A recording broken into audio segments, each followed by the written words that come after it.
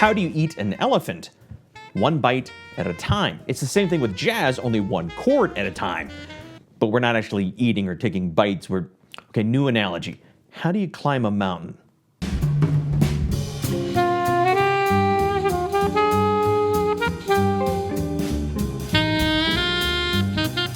Hi, and welcome to the Saxophone Academy. I'm Dr. Wally Wallace, and if you're interested in saxophone masterclasses and product reviews, please do subscribe and be sure to hit the like button. It's just a nice thing to do. So today we're continuing in lesson 2 of our ongoing series of how to improvise over the blues changes, how to play the blues on saxophone. Now in part 1, we simply covered the chord tones, a basic understanding of the terminology of scale degrees and chord tones and how to spell that first chord dealing with this G blues, the G7 chord. And as we discovered last week, with only those chord tones, it's not enough notes to play with, it gets boring fast. So we're going to expand upon that greatly today and start to mix in the diatonic scale and a little bit of chromatic alteration. Now, diatonic just means native to the key area without chromatic alterations. So we're going to be diving in, doing a lot of exercises today, dealing with the diatonic mode, the Mixolydian mode, which fits over that chord, the G7 chord. Now, eventually in the upcoming lessons, we're going to be adding more and more alterations and colorations to this diatonic way of playing, but it's great to have a good foundation of playing diatonically, number one, so the key area is firmly in our ears, and then as we slowly and systematically start to add in more colorations, passing tones, surround tones, these blues notes, we hear them more clearly because we hear the context that they're creating, the difference that they're creating to the diatonic notes.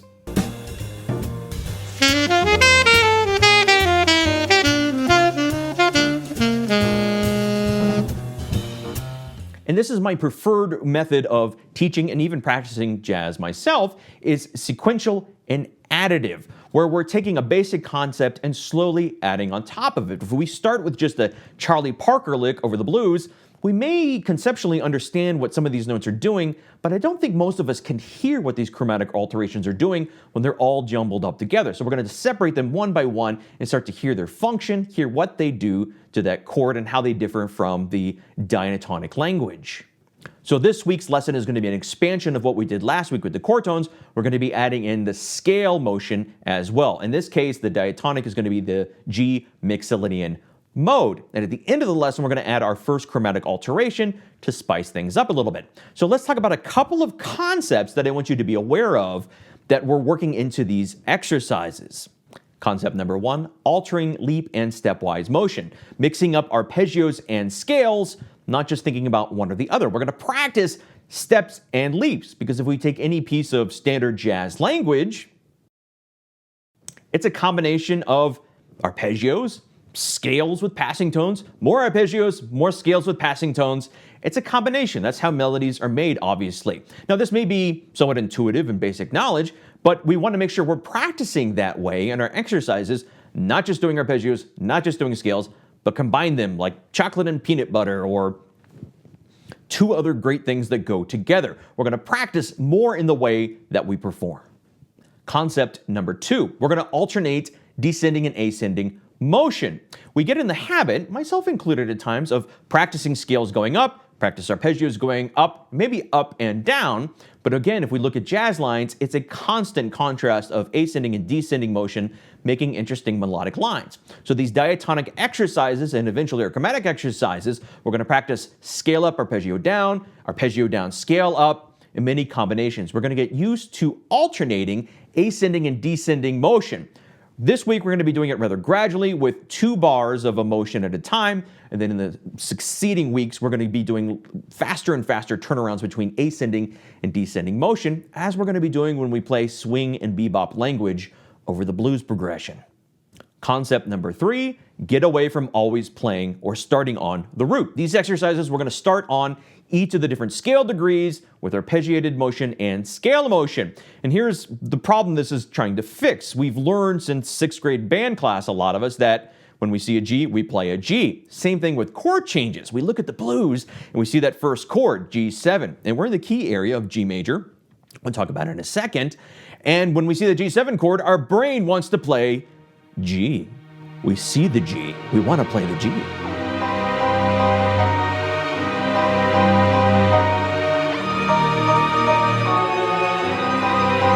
But if we always start on G, it's going to get old fast.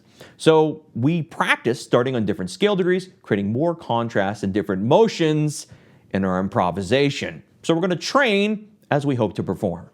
Concept number 4, we're going to add chromatic passing tones alterations in the blues note slowly and sequentially. We're going to add them one at a time so our ear gets used to the sound of them.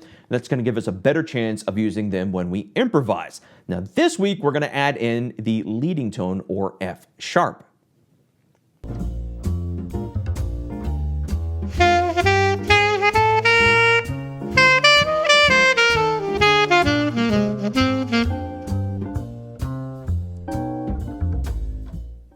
Now, although the G7 chord implies a flat 7th, an F natural, the F sharp is the leading tone and important to the key of G major.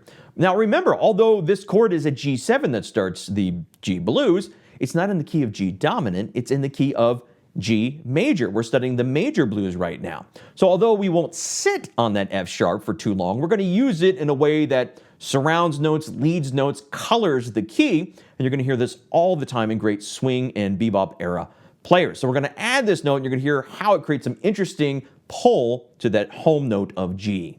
Concept number 5, we're going to practice in 4-bar phrases. And here's why. One of the biggest problems we face as improvisers is getting lost in the chord changes. And even if we know where the next chord is and coming up, it's hard to relax into a chord or a key signature or a key area knowing that there's this new key area or this new chord coming up. Because although we're playing G7 for a while, we got 4 comfortable bars, most of us are probably thinking, here comes that C7. It's coming up any second now. Is it here yet? Is this it? Is it now? Am I late? Where's that C7? And we can't relax and make melodies in the area of that G7, that G home bass. Like anytime we're playing jazz standards, if we're worrying about when the next chord's coming along, it's hard to relax and make melodies in the current key area. So we're going to practice playing in 4-bar phrases so we start to feel it and hear it and get used to it. So then we can just think about making a 4-bar phrase and then intuitively know where the next chord is going to happen.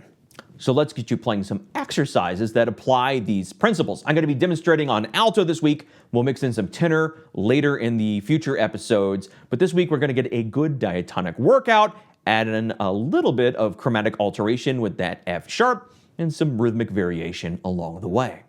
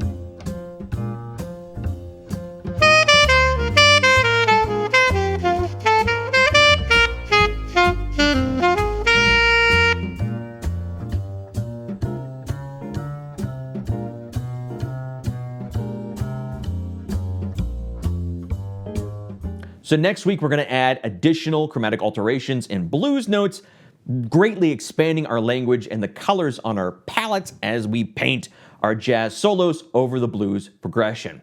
Hope you have a most fantastic weekend, and I will see you next Friday for another weekly lesson. Until then, go practice. Seriously, go practice.